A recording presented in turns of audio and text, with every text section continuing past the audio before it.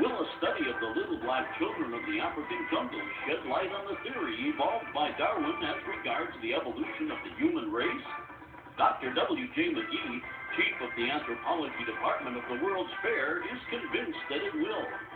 This is the first time that the Aboriginal people of Africa have been brought to an English-speaking country. Wait. Hold up. What did he say? Aboriginal people of what? This is the first time that the Aboriginal people of Africa have been brought to an English-speaking country. So now you must ask yourself, if these are the Aboriginal people of Africa, who and where are the Aboriginal people of America, the copper-colored Aboriginal people the Europeans found in America? Could this be a missing link, what the senator says about black people?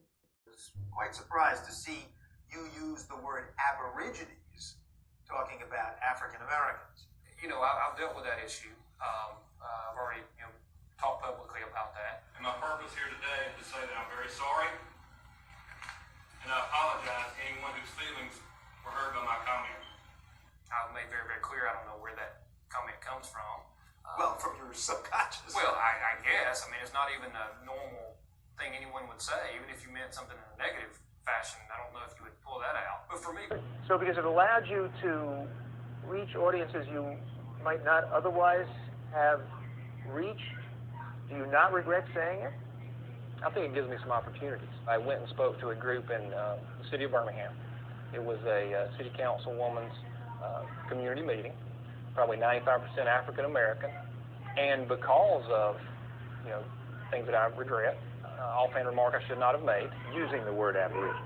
Right, offhand remark I should not have made, which you don't want to say. Yeah, I know better.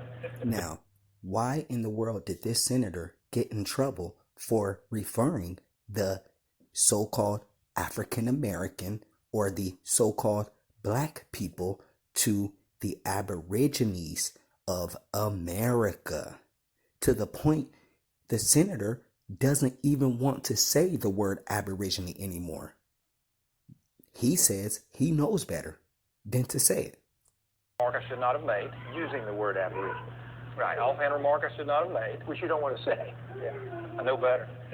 Those were two sources informing you who the so-called African American or black person truly is, which is the copper-colored races, the copper-colored people, the Aborigines that were found here in America by the Europeans.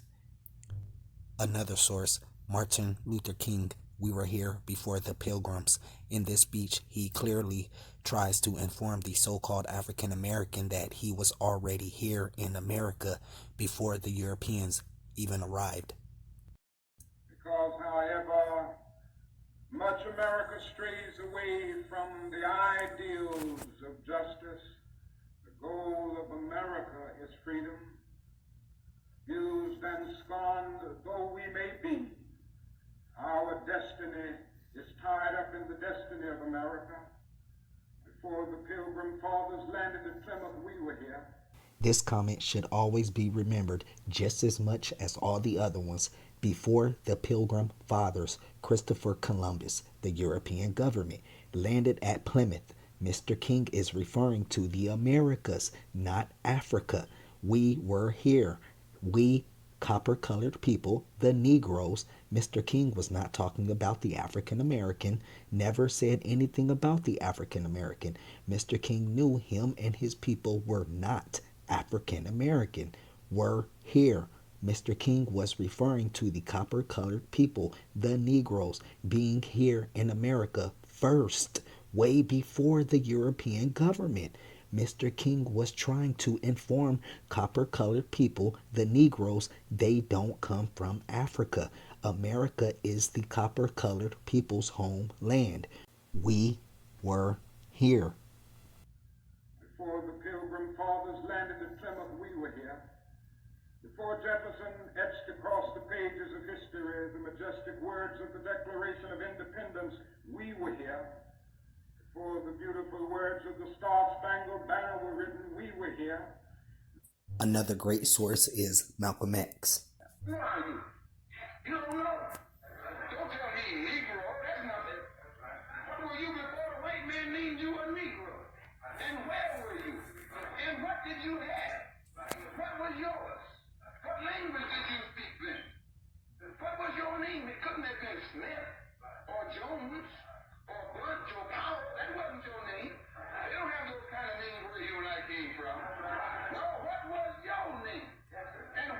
you now know what your name was then. Where did it go? Where did you lose it? Who took it? And how did he take it? What tongue did you speak? How did the man take your tongue? Where is your history? How did the man wipe out your history?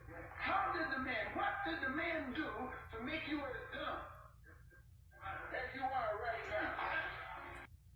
Aborigine, which means what? Black folks. But if you never find a white aborigine, aborigines are called natives, or they're always dark-skinned people. You and I are aborigines, but you don't like to be called an aborigine. You want to be called an American.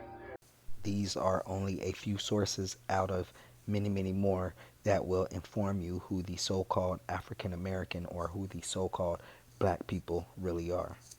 So now that we know who the Aboriginal people of America are, what is an Aboriginal? First, original, primitive Aboriginal people are the first inhabitants of a country.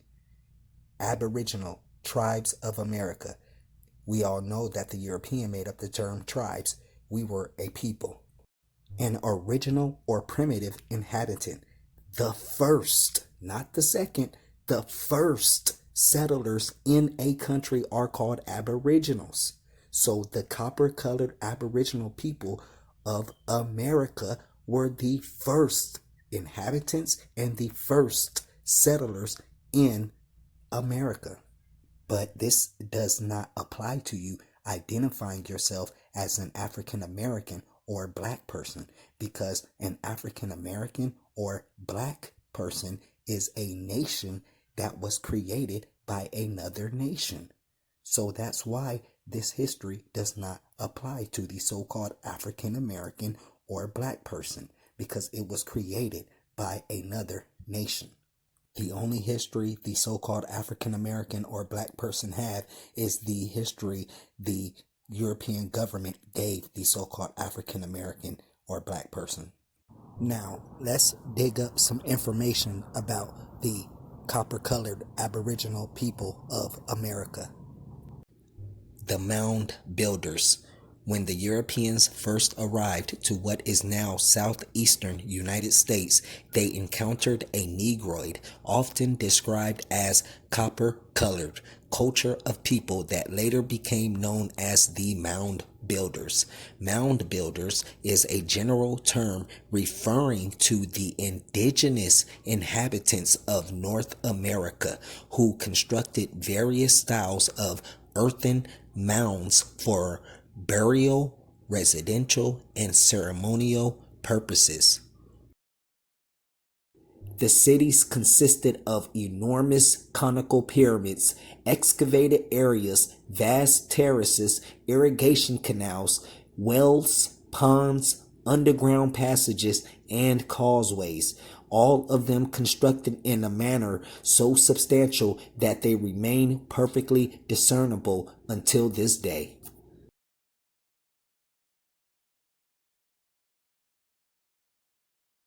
There were basically three types of mounds that were constructed by the mound builders. The most common mounds are conical mounds, which are mounds that are cone or oval shaped. Many of these types of mounds were for burial purposes. Burial mounds ranged in height from 3 feet to 25 feet. Conical mounds that weren't burial mounds can have a height up to 70 feet. The second type of mounds is effigy mounds, which are mounds that are built in the shape of animals, symbols, religious, or human figures. It is believed that effigy mounds were utilized as sacred ceremonial grounds, which enhanced communication with the ancient ancestor spirits, along with augmenting the powers of healing.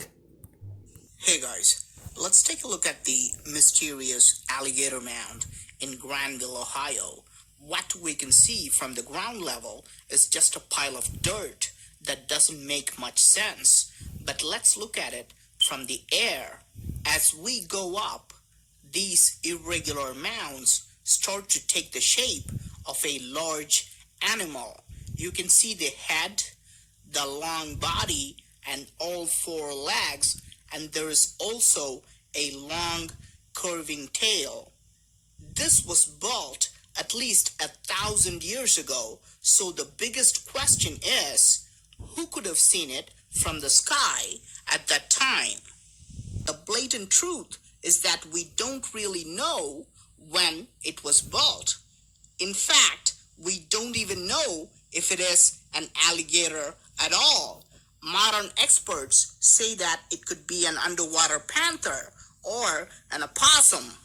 We used the same technology to guide our aircrafts in 1920s. Large concrete arrows called beacon arrows were placed on the ground to help navigation, and airplanes followed these arrows to reach airports. So it is very possible that the alligator mound was also used as a signal to ancient astronauts, leading them to Newark earthworks. Archaeologists found a few large stones placed on the alligator mound, so it is possible that once upon a time the entire structure was covered with stones. This would have been an amazing sight to see from the sky and would also be visible from a much higher altitude. But it gets much better. Archaeologists noticed that the stones were burnt because they were repeatedly set on fire. Now imagine the entire mound set on fire at night. It would be a fantastic signal that would also work during nighttime. This is the same technology that we used or still use by installing airway beacon towers to navigate airplanes. The last type of mounds are platform mounds or temple mounds, which are flat top mounds that were utilized to house temples for the leaders, sometimes for residences, sometimes for observing the waterways for unwanted visitors. What is probably the oldest large-scale mound site discovered in the United States is the Watson Break Mounds. It has been predated to the Middle Archaic period, 3400 BCE, which would predate the erection of the pyramids in Egypt. So if Africa is the motherland, why do these mounds, especially the Watson Break Mound, predate the erection of the pyramids in Egypt? That means around this time, the copper-colored Aboriginal people of America were way more advanced than the people out there in Africa. The pyramids haven't even existed when the Watson Break Mounds were in full effect. To the Mississippi River.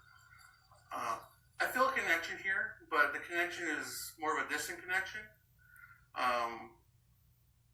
Because my ancestors, my recent ancestors, used scaffold and bundle burials. We didn't build mounds. Aborigines, which means what? Black folks. But you never find a white aborigine.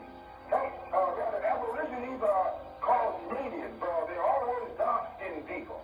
You and I are aborigines, but you don't have to be called aborigines. Yeah, that's a pile of dirt. See that pile of dirt? That's a pile of dirt right there. Okay? That's a pile of dirt.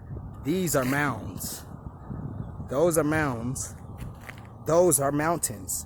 Mountains, mound, ancient prehistoric mound. And this is modern day pile of dirt. And you see how these industrials, these companies, big corporations, they built companies and stuff and industries on top of these ancient mounds. That is a huge platform mound right there.